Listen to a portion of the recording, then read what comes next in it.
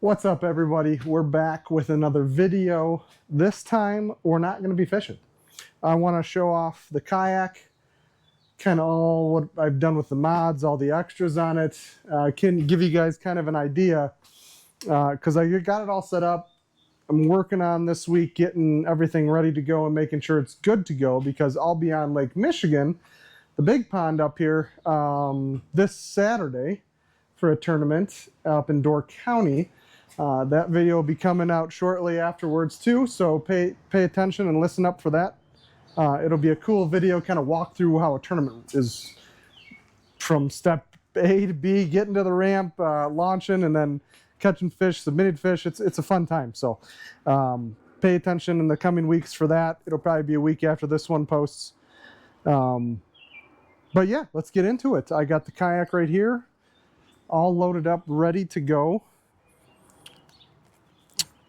We'll start basically from the front. Well, basically, let's start with what we got it on. What we got it on is an On the Water Innovations Tourney Double, company out of, I think they are in North Carolina. Denny runs the company. He's an awesome guy, veteran, makes insanely awesome kayak trailers.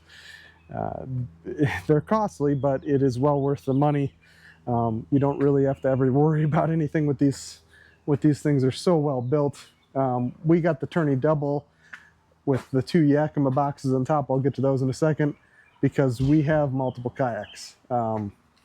Me and the wife use these to kind of pedal around. These are Hobie Passport 12s, and we can stack them on one side, which is awesome. Saves us some room on the kayak. They have pedal drive systems. Obviously they're not in right now, but pedal drive systems that go right here. The seat's right back here, and you can cruise in these things, and they're awesome. You got the steering right here for that rudder that's sitting up on top in the back to move around, and they're awesome. They're nice, light. We can move them around real easy. You can stack them, which was kind of the big selling point for us, because we had the trailer here, and we needed one side for my fishing kayak and another side for these. So those are the Hobie Passports, but a couple additions onto this trailer were the Yakima rod boxes on top. These are sick. This side has my rods in it. Other side has pretty much carries everything else. So the net, it'll carry the pole right there that you see with my 360 light, my catch boards, everything, my paddles. Right now you can see that's the paddles for the Hobies sitting in there. All of these are lit too. I think the light's right above up here, and all the way down.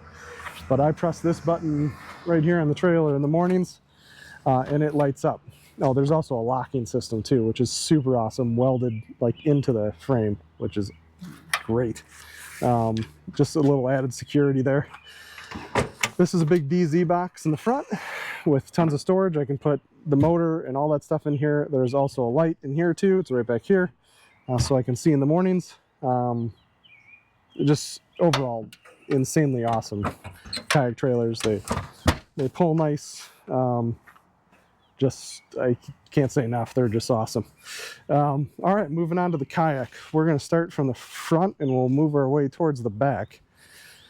That'll probably be the easiest. So up here, so I should just say what the name of it is. This is a Kayak Zulu company out of Florida. The kayak is nice. It's more of like a stand-up paddleboard / kayak combo. The reason I got it was this is my first kayak, so the reason I got it is it was fairly inexpensive compared to the other brands out there, especially for its size, and it was really versatile in all the things you could do with it. You can pedal it, you can power it in multiple different areas. You have so many different areas to put things. The track systems are all over. There are a couple issues with it though. When it comes to big water, I do struggle. And more or less it's because of this front hatch. This front hatch does not seal very well. There is a gap down here and water just comes in, and when you get too much, it kind of just sucks in. We've got some weather stripping on there right now, and it seemed to help. The tie down is not that sturdy, so I double wrapped the tie down onto these with this weather stripping, and it seems to have fixed it for the most part recently. Another issue is this hinge right here goes straight in, and not into like an indentation into the mold. Those just go straight into the hull underneath, which definitely lets water in as well. The water gets on this bar, it runs through there, runs down into the kayak, and just it's not ideal to have water in your hull. But that's really the only other issue I have had with it. It's been really good. It doesn't really have, its only drain is on top up here, which kind of stinks. To get the water out, if there is water in it, I just pump it out. But other than that, there's really no other issues. There's really no transducer mount, but I'll show you that in a second. I found a way around that. But yeah, front hatch, I have my Yak power switch, which is just a switch that'll power everything. So it powers all my fish finders, basically everything that we run through. That switch relay powers it. You can see all my mess of cords down there with fuses. It's a good time. This is my waterproof box for my 60 amp hour amped outdoors battery. It is wired. I got this box off Amazon for pretty cheap. It is wired through a through-hole wiring system right here, where I can charge it and power everything right through that. So that goes into the hole. We've latched down the system. That is a heavy battery, so I do have a 30 amp hour battery in another box. That's a little lighter, say if I'm not going all day. But that 30 amp hour with everything running is going to last me about 8 hours, maybe 8.5. So that's why I did go with the 60, just to up the hours. If I want to do a 10-hour lake day or a 12-hour lake day, I can do it, which is nice. Moving on forward, we're going to go right to the electronics. So right here I have a 106, a Garmin 106 and a Garmin 73. Both touchscreens, awesome units. This one's primarily for live scope, my forward-facing sonar. This one's for mapping, or side imaging, or basically I can put whatever I want on these, which is awesome. They're a little dirty right now. And they are sitting on top of what really is the pedal drive mount for this kayak. It's a big sheet of metal that attaches right here and then into this bin in the middle. Now you can take all of this out and this will actually go right straight to the water, which is really cool because you can see down there. It's nice for if you're just out paddling, kind of cool for sight fishing, to be honest. But I'd put that bin back in there because these mounts and those graphs are hooked up to the transducer, which is sitting, let's get a better view of that, right there. So that's on the bottom of that bin, and that's just a through-hole wire there. I don't really have to worry about water getting in there. Water does get in no matter what, because that's kind of where the kayak drains to, all the water into this hole right here, but it then just drains out when I take it off the water. So ends up working out. I do have my forward-facing sonar black box mounted underneath this, and then locked in place for just a little additional safety. And then all those wires go into my hull right here. Excuse the caulking job. I just recaulked and went a little crazy, but it's better to be crazier than getting water in your hull, right? Moving on back, we have, let's talk about our forward-facing sonar. So here is my live scope hull. That's my transducer right there. I can flip that into perspective mode, down imaging, or down imaging, and then forward. Live scope has been pretty cool. It took me a couple years, probably, or about a year, of really studying and learning it to be able to really effectively use it. There's some things a kayak really can't do as far as live scope. Open water stuff is somewhat tougher, obviously, especially on big lakes where there's lots of traffic. It's just the ability to find fish in open water feeding on groups and schools It's easier on like a reservoir, but when you're on a bigger lake, it's tough just because you're trying to find these things and you can't move very fast. So, but when it comes to like pinpointing structure or fish in structure, it's awesome. You saw it in the Dullivan video. I was able to use it a lot, especially in the weeds there, just watching bass move in and out of the weeds. And it definitely helps. On that big bass we caught on Dullivan at 20-incher, I definitely would not have caught if it wasn't for forward-facing sonar, because I remember having to leave that bait sit in front of that bass for 30-40 seconds before I got that her to bite. So I mean, again, I would have moved that bait long before then. So yeah, it's been awesome. It's expensive as well, but it's been worth the price to kind of learn it and get to use it. I'm learning more every day with it. Hopefully we'll get to see a trip where it really shines down at like lakes like Dale Hollow down in Tennessee. It's a big, deep reservoir where the smallmouth bass are known. The world record smallmouth bass is actually from there, but it's they feed on shad just in open water. So you got to find them in these channels or on main lake points, just out in say 50, 60, 70, 80, 90, 100 feet of water, feeding in 10 feet on shad ball. So I've used it there before with success in that aspect, because kind of some of the mouths of these creeks aren't very wide, so you can actually get around with a kayak and kind of maneuver and find them. But yeah, hopefully at some point we'll get down there and I'll really kind of start walking you through some of the live scoping in that aspect.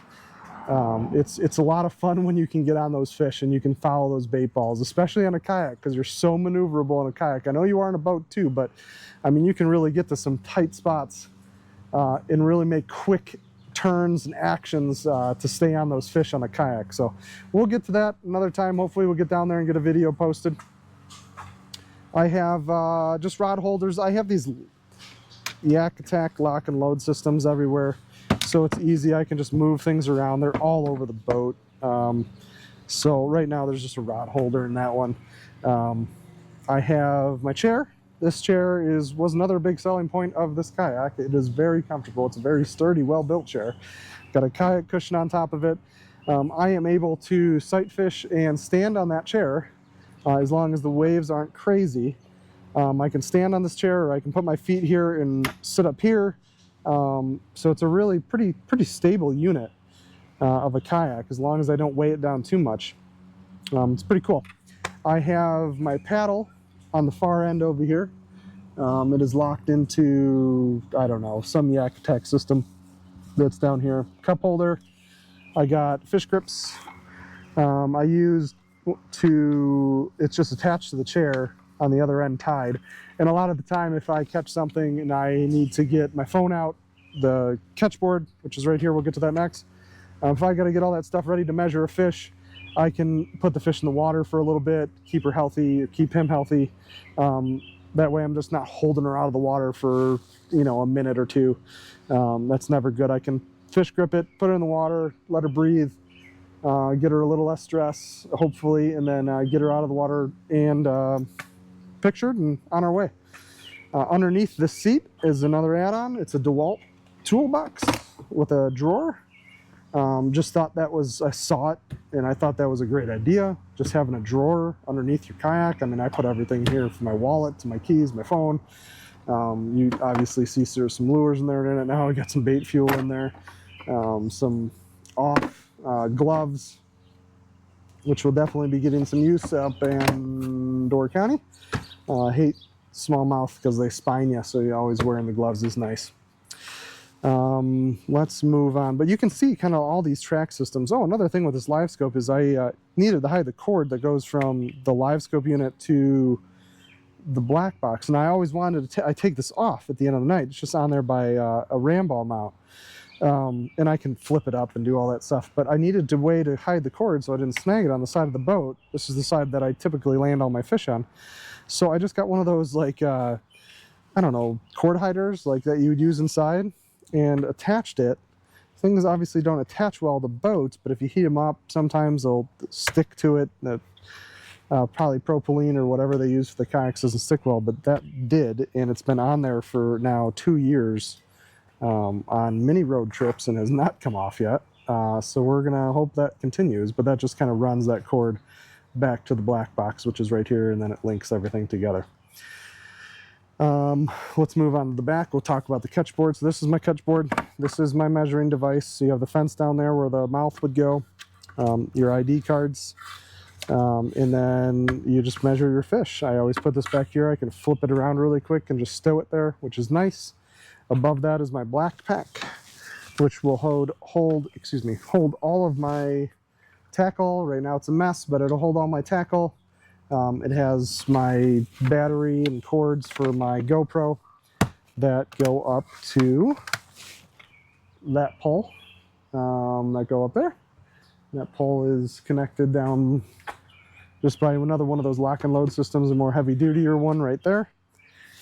I have my net in there and a rod holder. You can see I have rod holders everywhere on this backpack, and I kind of pushed them out, all of them, so that when I open and close, these little clips don't get stuck and stop it from closing. Those clips are nice for like, it won't clip onto this, but it'll clip onto like a rod. And it'll just clip around and keep it safe, making sure that nothing comes over. Like example for this, it'll just pin that down and make sure if I were ever to tip, I would still get that back. That's my Yak Vision pole something or other. I don't know what they call it, but it's got my flag, which is needed for tournaments. It's also a 360 light on top if I just turn it. Not very bright, but bright enough to get past. But you would need those for tournaments, and that's just kind of how they have to do things. All right, let's get to, well, let's do power pole first. This is my power pole. I have, it's basically a shallow,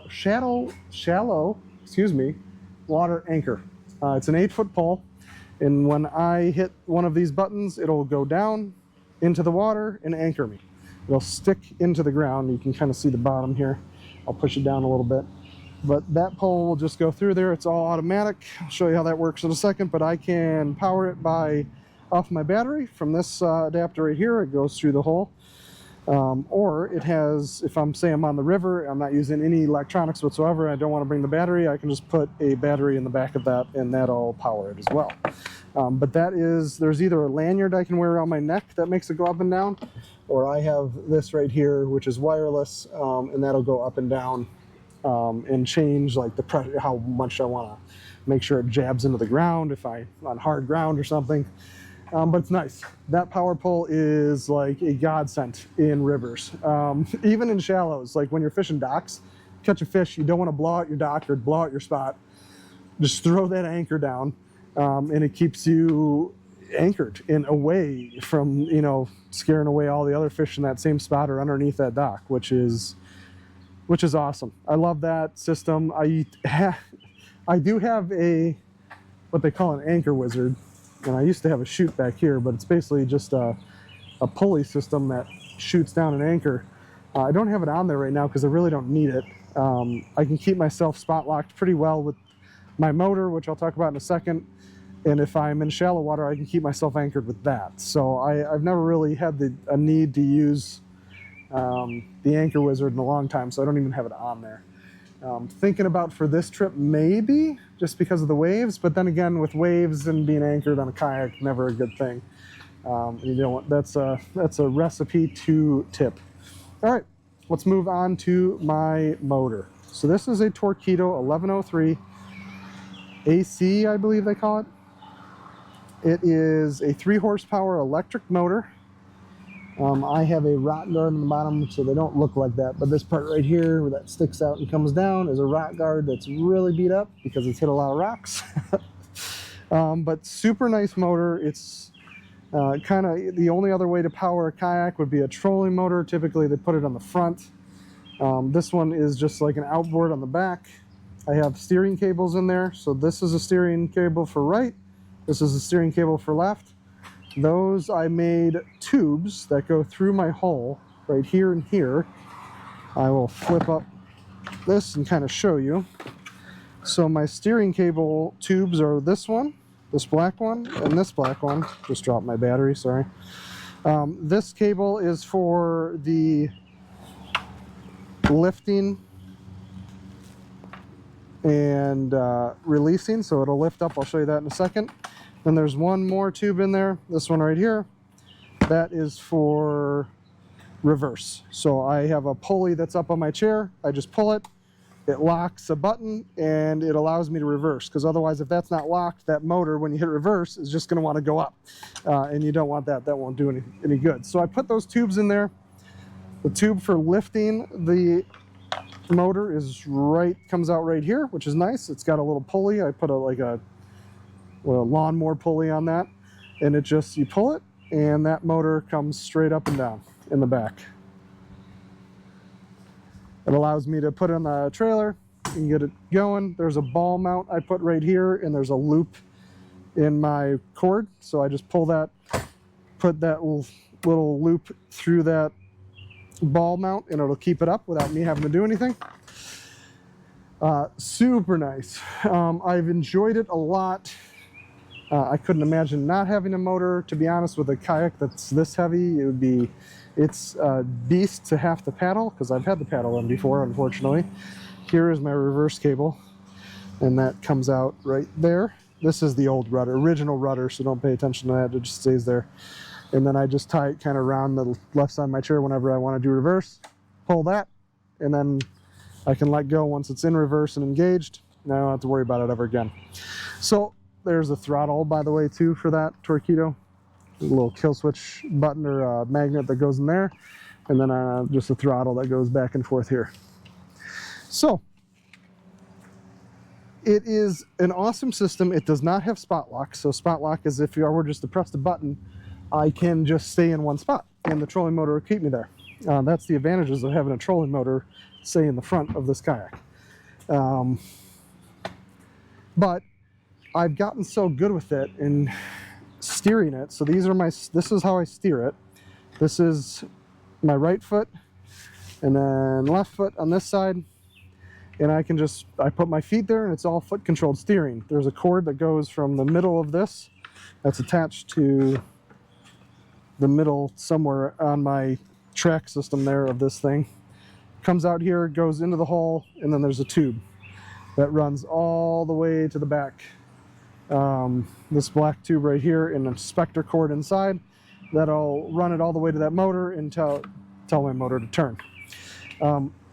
I've gotten so good and fine-tuned with it that, you know, you can just play with the throttle a little bit into the wind, point yourself into the wind, and really just kind of do it with your feet. Keep yourself spot locked with your feet.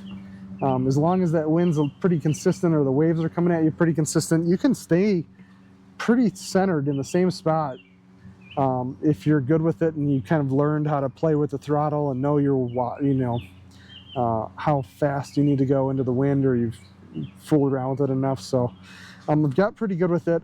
I think spot locks, say something on the river, would be insane. I've never experienced it. I've seen people do it, because the current can move quite fast, and being able to control that with your feet and having to deal with that and catch a fish is not fun. So spot lock, I think, would be great for a river. But, you know, overall, I've enjoyed the Torqeedo. I can get it to 4 miles an hour basically all day. I can do that for, I mean, you're talking 10 plus hours at 4 miles an hour. It will go over 6. I've gotten this particular Torqeedo on this setup in a lighter setup with my chair a little bit more forward to center out the weight, to 6.5 or 6.8 miles per hour.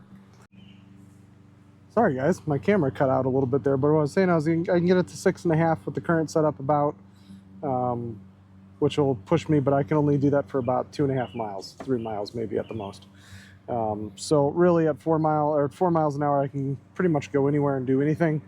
But it is slow, but still gets you around quicker than having to deal with paddling and just getting real super fatigued pedaling. But yeah, that's pretty much it. That is the battery, by the way, for the Torqeedo right here. Put it under my seat, cord for throttle, cord for motor. That just kind of transfers over there. Excuse the lawnmower noise. But yeah, overall, pretty cool setup. Love it, enjoy it. Gonna get it out on the water here shortly to get it going. for the tournament. Thanks for watching, everybody. And I will catch you once we hopefully win the tournament up in Door County.